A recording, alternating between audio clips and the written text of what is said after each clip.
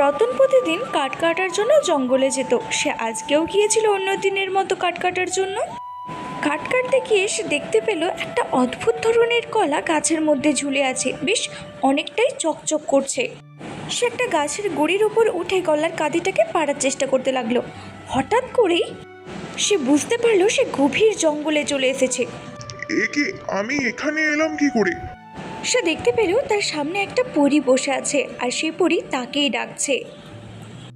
এদিকে এসো রতন, তোমার ভয় নেই। আমি তোমার কোনো ক্ষতি করতে আসি, আমাকে ছেড়ে দাও, আমাকে কিচ্ছু করো না। তুমি ওই জাদুর কলাটাতে হাত দিয়েছিলে, তাই তুমি এখানে এসেছো। আর এখানে যখন একবার এসেছো তখন কোনো একটা ভালো কাজ না করলে তুমি তো বেরোতে পারবে না।